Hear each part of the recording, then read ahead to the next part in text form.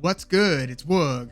We have George Kambosos, 20 wins and 2 losses, taking on Maxi Hughes, 26 wins, 5 losses, and 2 draws. By the way, did you know that Maxi Hughes is actually an IBO champion? They still make those? Anyway, the main story of George Kambosos versus Maxi Hughes is basically that this is George Kambosos' comeback fight after losing back-to-back wide decisions versus current undisputed lightweight champion Devin Haney. And those 2 fights came in the wake of George Kambosos pulling off basically the upset of the year versus Teofimo Lopez in November of 2021, capturing 3, some would say 4, but the vast majority of the lightweight belts. Again, this was the upset of the year, and this Teofimo Lopez versus Kambosos fight was postponed like 4 or 5 times. It changed promoters once, changed venues multiple times. So they finally got it on. And again, George Kambosos basically had the performance of a lifetime, but Teofimo Lopez also had one of the worst strategies and game plans I've ever seen. It was basically, it looked like first round knockout or bust. Like, he went for it in the first round, threw about 30 potentially fight finishing right hands, and ended up getting dropped himself in that first round. He, being Teofimo Lopez, was again over pursuing George Kambosos, got caught, dropped, ended up rallying back and making it a very competitive fight. But you know, George Kambosos finished the fight very strong as well in like the 11th and 12th round after getting dropped in like the 8th or the 9th round. Like, Teofimo Lopez dropped Kambosos. A lot of people forget about that. But again, George Kambosos finished the fight very strongly. He was basically the sharper of the 2 fighters. He was the more patient of the 2 fighters. And again, he was the more strategic of the 2 fighters. And yes, we have seen Teofimo Lopez certainly recover and have basically his second star-making performance after that, you know, win against Vasily Lomachenko, which was a huge upset at its time when Teofimo Lopez upset Lomachenko. But again, he had another career-defining performance in his win against Josh Taylor just a couple of months ago. That was Josh Taylor's first and only loss, at least officially. So with George Kambosos, it's like the public's opinion of him and his abilities have dramatically adjusted fight over fight. So, you know, when he was basically edging decision wins over Mickey Bey and Lee Selby, there were a lot of people like, oh, damn, George Kambosos is pretty good. Not elite, but I mean, those are quality wins. Lee Selby was at one time a belt holder at featherweight, and Mickey Bey for about a year was an IBF lightweight belt holder. So after fighting in somewhat anonymity, you know, further down on other undercards and, you know, basically being known as Manny Pacquiao's sparring partner, George Kambosos, with those wins over Selby and Mickey Bey, basically established him as, you know, a high level contender. And then he got the shot against Teofimo Lopez, made good on that by pulling off the split decision win. I thought it should have been a unanimous decision win, but it was a split decision win. And then he was supposed to fight Vasily Lomachenko, but Lomachenko was in the Ukraine at the time that Russia invaded Ukraine, so he was going to stay back for a few months, so he couldn't commit to a fight in challenging for Kambosos' belts because, you know, Lomachenko wanted to be undisputed, and he ended up getting a shot against Devin Haney. Very controversial and disputed decision. I get it. I thought Haney won the fight, but many, and I could argue most, thought that Lomachenko deserved the win over Haney. But Lomachenko turned down the opportunity to fight Kambosos. So then Kambosos extended the opportunity to Devin Haney. So Devin Haney had to fly out to Melbourne, Australia, challenge the champion there. And boy, like, when you want to talk about a dominant performance, yes, it did involve a couple like 116 to 112 scorecards, which is inexplicable. Like, this was one of those 118 to 110 type of fights. Like, most people who saw Kambosos versus Devin Haney 1, they had Devin Haney winning like 10 rounds to 2. Some had like 11 rounds to 1. And then some might have had 9 rounds to 3. But I don't think you could even argue 8 rounds to 4. You can't find 4 rounds of that fight that Kambosos won. So as much as the opinion of Kambosos dramatically changed when he upset Teofimo Lopez, they came way back down to earth after Devin Haney dominated Kambosos in that first fight, and then they ran it back a few months later and it was just as dominant,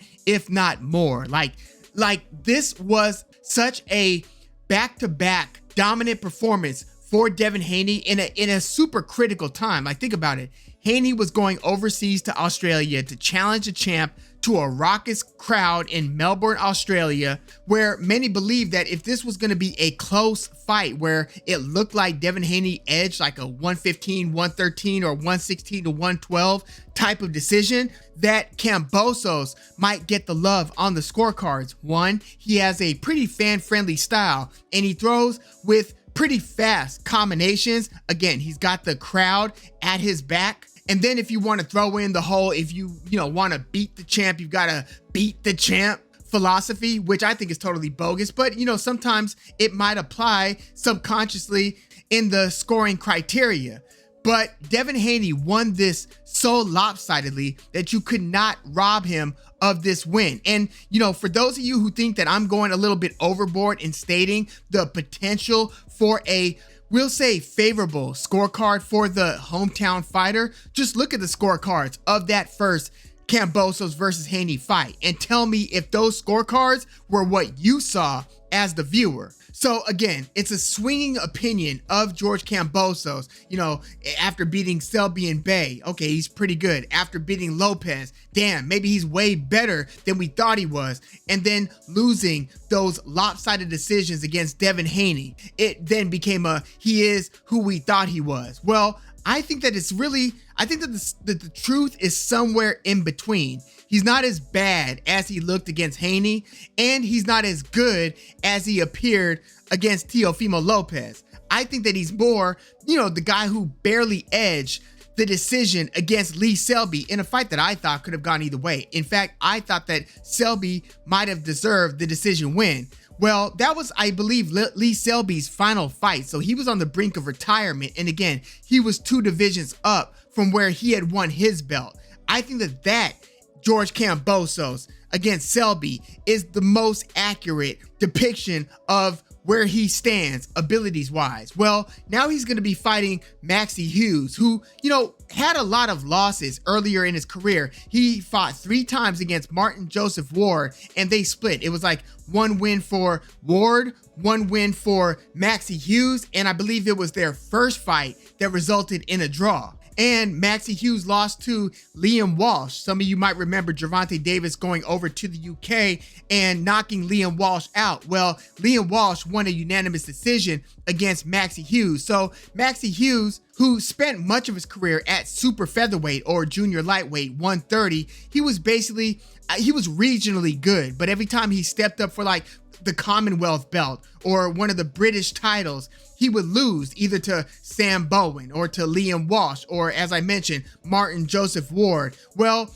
Maxi Hughes then went on the best run of his entire career, and that's where he finds himself right now. Like, I think that this last stretch of 7 fights has been the best Maxi Hughes that we've gotten, and it's taken place at lightweight. So his only loss at lightweight was against Liam Walsh, but then after that, he won 7 in a row, including beating John O'Carroll, and then in his last 2 fights, beating Ryan Walsh and Kid Galahad. Now, I thought that Galahad had a good chance at beating Maxi Hughes. Now, this was on the heels of Kid Galahad getting absolutely flattened by Kiko Martinez in one of the knockouts of the year. That's how Kiko Martinez earned that belt that Josh Warrington then took from Kiko Martinez. It was like the IBF featherweight belt. Well, Galahad was fighting 2 divisions up after that knockout loss to Kiko Martinez when Galahad fought Maxi Hughes. He fought Hughes up at 135, and Maxi Hughes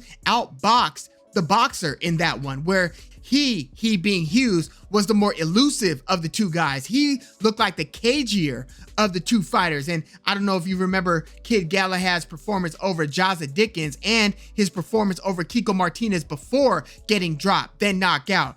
Kid Galahad was a very sweet science, make you miss and then hit type of boxer. Well, again, I thought that he got outboxed by Maxi Hughes, and I don't know where Kid Galahad really goes from here, but that performance for Maxi Hughes and then the fight prior to that against Ryan Walsh, I think is the best of Maxi Hughes, even though he is now 33 years old. So what do I expect between George Kambosos and Maxi Hughes? Well, Kambosos has a slight reach advantage, slight height advantage. He's a couple inches taller. We're talking 5'9". Kambosos to Maxi Hughes is 5'7". And this fight's gonna take place in Oklahoma, so there's no distinct hometown advantage for either fighter. This isn't taking place in Australia and it's not taking place in the UK. But when I size up the matchup here, I look at the betting odds and I feel like these are very deceptive. Like, I've seen Kambosos going off as a greater than like 3-1 favorite. And I'm thinking about this, like, I don't think that the psychology is being factored in here. Like, Kambosos not only lost his last 2 fights, and it wasn't like a flash knockout where it's like, man, I just got caught by something I shouldn't have gotten hit with type of knockout where, I don't know, it's debatable which is worse. Different fighters, I'm sure, have different ways of internalizing and processing information. But the way that Kambosos lost to Devin Haney, where through those 24 rounds, you might be able to pick out like 4 rounds, 3 to 5 rounds maybe out of 24 that you could give to George Kambosos. So it wasn't one of those, oh, George Kambosos was coming on strong and he just missed his opportunity. It felt more like you could have given George Kambosos 50 rounds and he wasn't going to get the better of Devin Haney. So when you get beat like that, I just wonder what kind of mental jujitsu you've got to do to get your mind back on track to where you could believe and act as if you believe you could be the best fighter in the world, right? George Kambosos, I believe, going into that fight against Teofimo Lopez, he was still undefeated and he performed the way that he performed. There's no doubt that he was exuding confidence and he believed that he could be the best in the world. And especially after beating Teofimo Lopez, could you imagine the high that a fighter is on when they accomplish something like that, especially when the odds are stacked against them? Well, all of that must have been absolutely shattered through those 24 rounds against Devin Haney. So George Kambosos is a 3-1 favorite, and Maxi Hughes I see going off as like a plus 260. That's like a 2.5 to 1 underdog.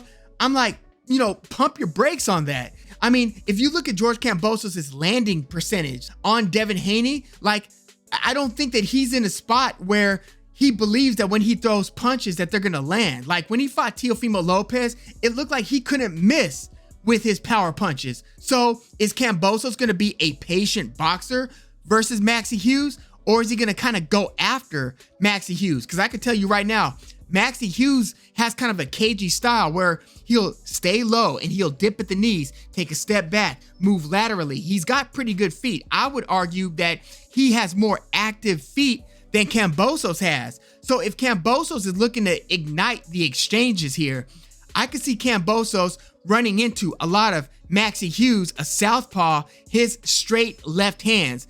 Maxi Hughes has a very accurate straight left hand. Just watch that fight against Kid Galahad. He just kept on timing him perfectly. He again would step, he would dip, he would wait for Kid Galahad, who's usually a pretty reactive back foot fighter himself, but Galahad was coming forward on Maxi Hughes, so Hughes would crouch low, move, boom, pop him with a straight left, and then move again. I'm just wondering if Kambosos is gonna hit any frustrations, not to the level or to the degree that he was getting frustrated against Devin Haney. And he wasn't just getting frustrated, he was getting beaten up. Like, you look at it, the wear and tear on his face from just eating that steady diet of jabs and occasional right hands and occasional left hooks. George Kambosos was getting beaten up. Like, I know Devin Haney doesn't have the reputation of being somebody who straight up beats you up, but no, George Kambosos was thoroughly beaten throughout those 24 rounds.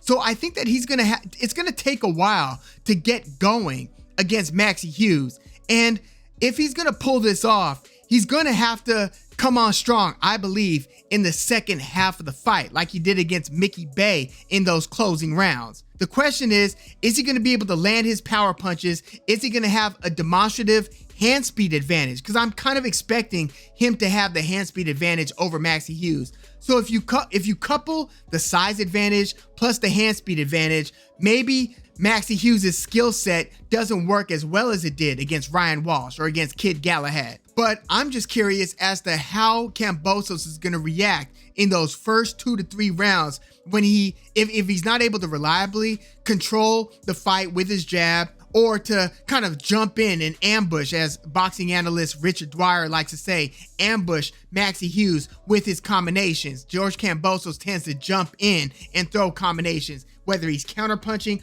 or leading. It's kind of a outside, jump inside type of attack. I just wonder if he's going to be running into some of those left hands and how he's going to react to that, given what he just experienced against Devin Haney.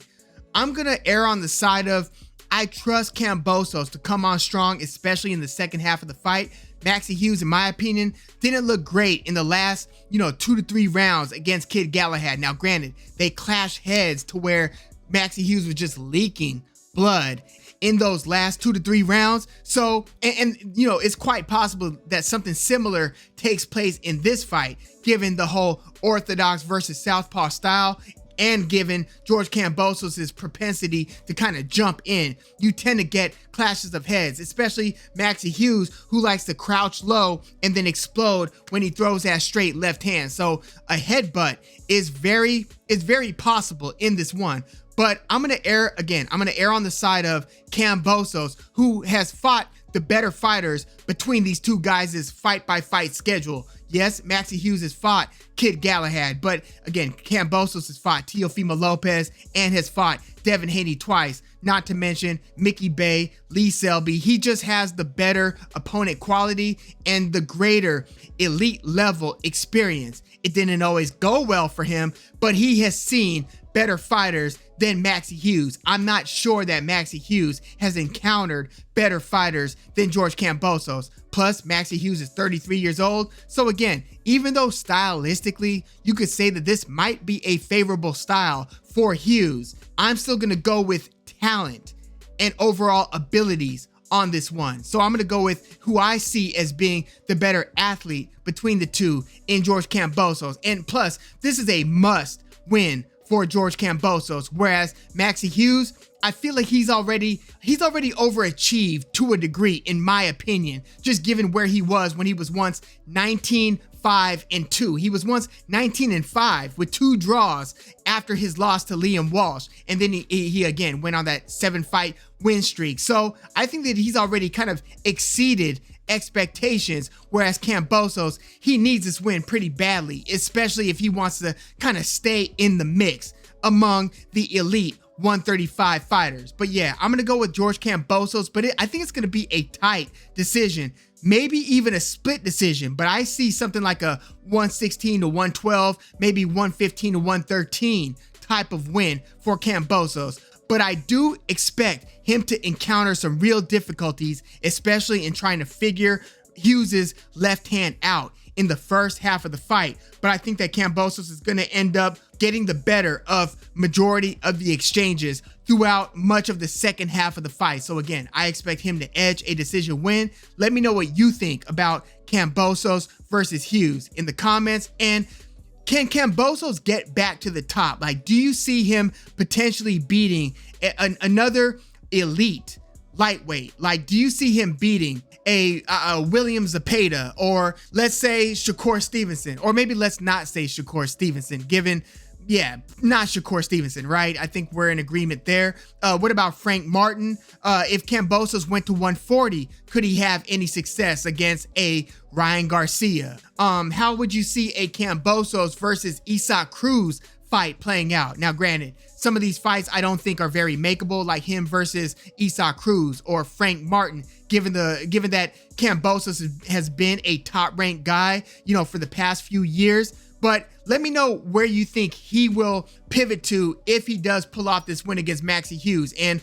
again, do you think he will beat Maxi Hughes? Because I think that that is a big question. I think that some are assuming because he, is the guy who's fought against more of the elite talent and he's fought in higher profile fights that, some are assuming that he's going to beat Hughes. But again, I think that Hughes is at his absolute best. So if Hughes was going to beat Kambosos, now is the time. I just think that Kambosos is going to edge this one. But let me know your thoughts in the comments.